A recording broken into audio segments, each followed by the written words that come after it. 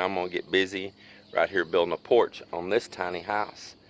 So, got the materials there, got my tools stacked there, and I'm ready to get on there.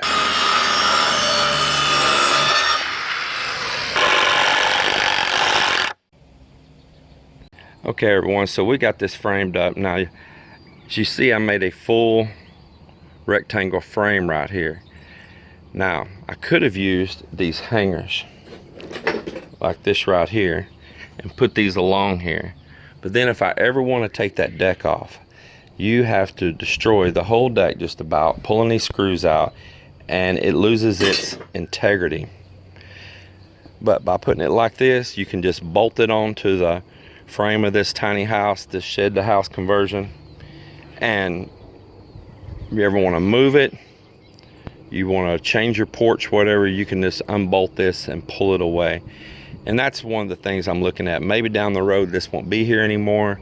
I can just simply unbolt this and they can haul it away on a trailer, as well as they can haul the building away. So you always want to think ahead of that. So I want to do a little update here on my brother's shed to house, tiny house project on this porch. So we've got him inside in here, and I'm going to give him his privacy.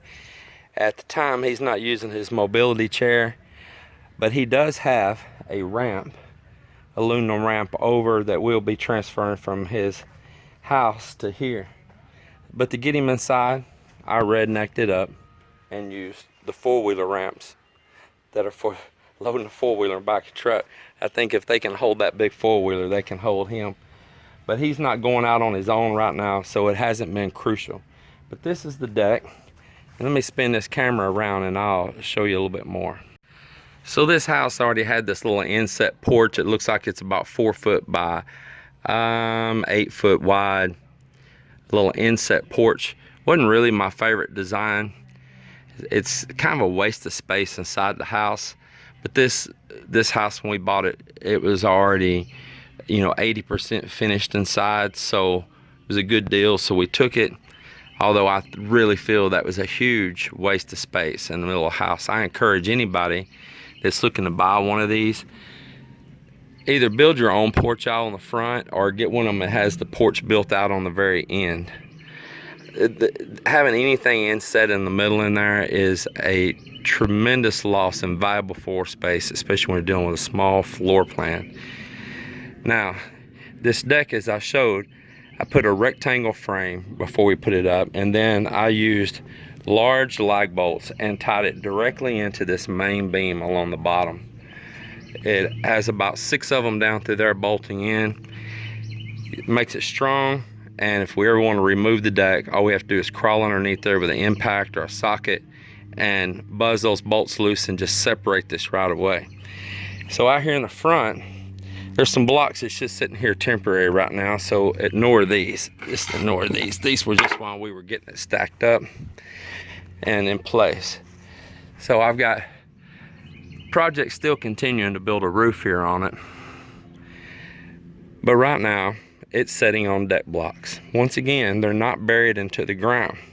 That way I can easily re-level it, and I can easily remove it without something dug down into the ground for future changes or plans. I will be underpinning this porch, so when I set these blocks, you want to avoid, if you can, your blocks sticking out past the front of your deck there and the side of your deck. That way you can properly underpin it, not have to be cutting up and around and over a block. It's best to underpin these if you can, to keep dogs from going underneath there digging and laying and maybe making a flea bed, or chickens going underneath there and bedding, and varmints also finding their way in. So we're planning to completely underpin this as we're finished with all the utility stuff 100% around it. So that's the reason these are set back, where it has a clearance here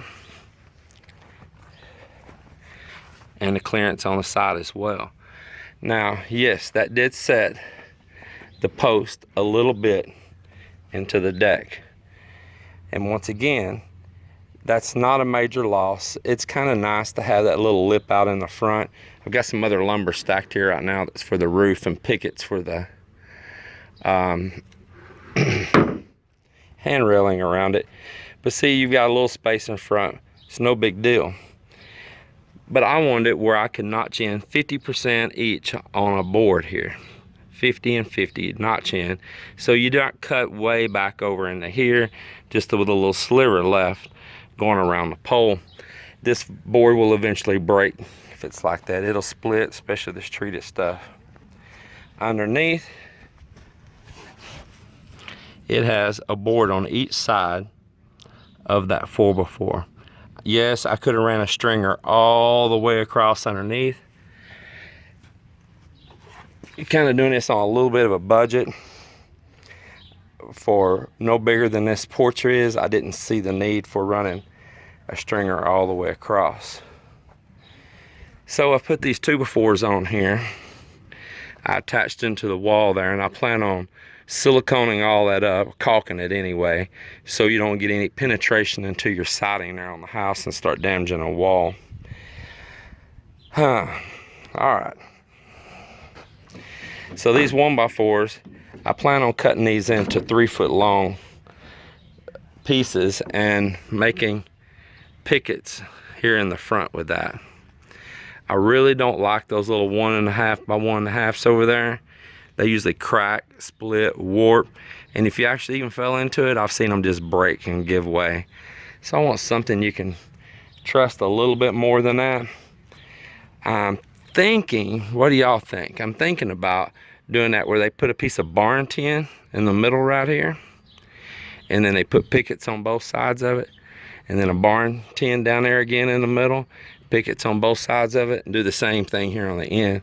Give it a little bit of a rustic style. But this is the project. This is what we're working on. So he'll get his aluminum power chair ramp. Will go out down through here, and it has rails already built on the side of it. So once we get his ramp over here and get it in place, and I see right where those rails come out to, I'll build in this last little part right here. Just gonna have to wait and get it over here, and I need a little bit of help to do that, so waiting for a friend to help us out on that. So this is a nice little addition for a tiny house. I mean, it is. You already have that little inset porch there. It just comes right off with it, a good flow. We're gonna go in, not off these sheets low here for the extension of the roof, but we're gonna loosen those sheets off up there, buy the exact same material, same color, slide it in, and then bring it out with the same pitch it is out to here. And that'll be pretty nice. Again, I really encourage anybody that buys one of these to probably go with the one that the porch is all the way down the end in the front door. The reason they inset this is because there's not enough clearance out here for a full-size door, so they set it back to get clearance. But it's just really not a good design. Tiny house, every bit of that floor plan is valuable. Okay everyone, well, I'm gonna go ahead and wrap up this video. I feel like I'm about to burst in flames in this black shirt and black cap out here in this sun. I gotta have some relief. So I thank you all, and y'all keep on watching our videos and keep on liking and commenting. Man, we are really enjoying it. And Donna out there that wrote me, your 5-year-old grandson that's enjoying our tractor, tell him keep on watching. I'll share some more videos to him.